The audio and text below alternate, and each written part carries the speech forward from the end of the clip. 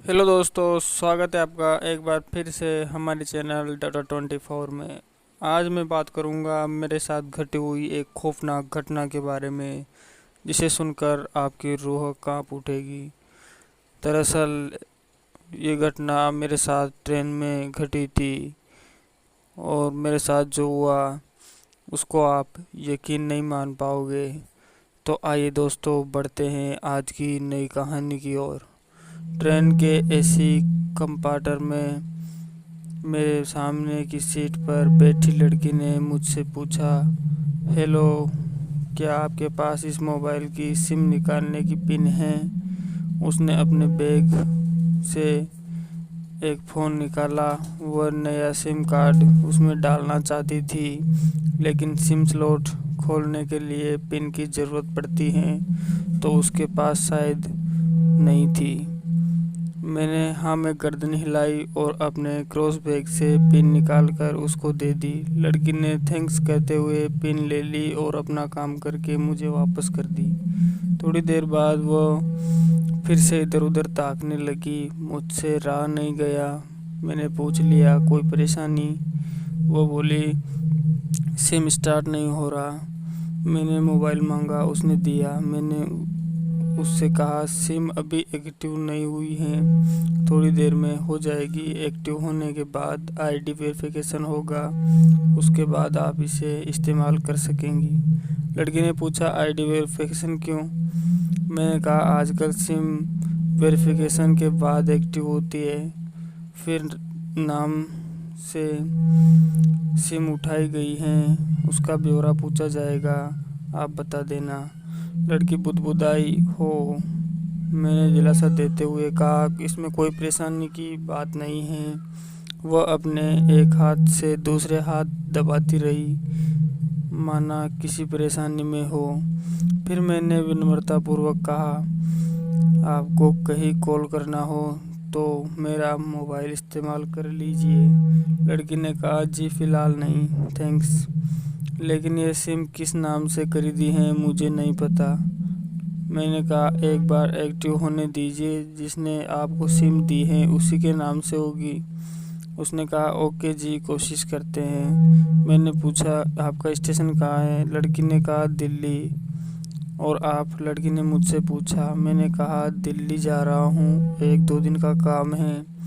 आप दिल्ली में रहती हो या आपको भी वहाँ कुछ काम है? वहाँ?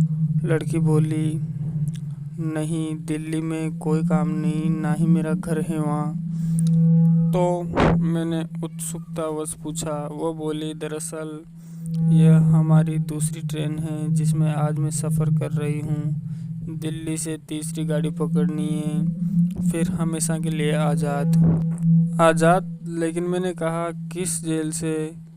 फिर मुझे जिज्ञासा हुई कि किस तरह की जेल में थी यह अल्लड़ सी लड़की। लड़की बोली, उसी कैद में थी जिसमें हर लड़की होती है, जहाँ घर वाले कहे शादी कर ले, जब जैसा कहे वैसा करो। मैं घर से भाग चुकी हूँ। मुझे ताज्जुब हुआ, मगर अपने ताज्जुब को छुपाते हुए मैंने हंसते हुए पूछा, अकेले भाग रही हो आप? आपके साथ कोई नज़र नहीं आ रहा? वो बोली, अकेले नहीं, साथ में कोई है मेरे। मैंने कहा, कौन? अब मेरे प्रश्न ख़त्म नहीं हो रहे थे। वह बोली, दिल्ली से तीसरी ट्रेन पकड़ूंगी, फिर वह जनाब मिलेंगे, और उसके बाद हम किसी को नहीं मिलेंगे। मैंने कहा, ओह, ये तो प्यार का मामला है। उसने कहा, जी। मैंने उसे बताया कि मैंने भी लव मैरिज की है। यह बात सुनकर वह खुश हुई और बोली, वाह, कब, कैसे? लव मैरिज की बात सुनकर वह मुझसे बात करने में रुचि रखने लगी। मैंने कहा, कब, कैसे और कहाँ, मैं बाद में बताऊंगा, पहले आप बताओ, आपके घर में कौन कौन है? उसने होशियारी बरतते हुए कहा, वो मैं क्यों बताऊं? मेरे घर में कोई भी हो सकता है, मेरे पापा, माँ, भाई, बहन, या हो सकता है भाई ना हो, सिर्फ बहनें ही हो, या ये भी हो सकता है बहनें ना हो और 2-4 गुस्सा करने वाले भाई ही हो। मतलब मैं आपका नाम भी नहीं पूछ सकता? मैंने काउंटर मारा।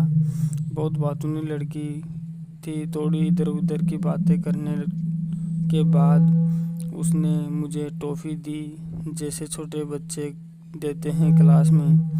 बोली मेरा आज बर्थडे है।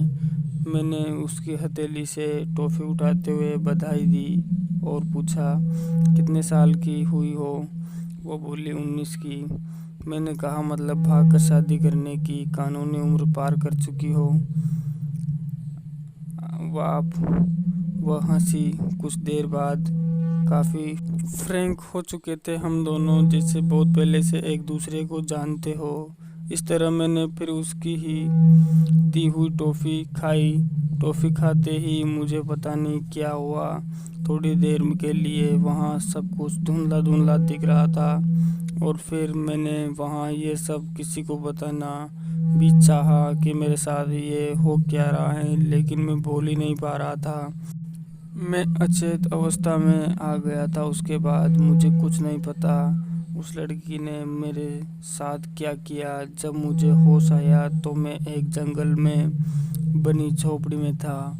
मैं जल्दी वहाँ से खड़ा हुआ और अपने घर की ओर निकला। मुझे उसे घायल अवस्था में 2 दिन बीत चुके थे। इस तरह दोस्तों वो लड़की मुझे आज भी याद है और वो खौफनाक घटना मुझे आज भी ख्वाबों में दिखती हैं।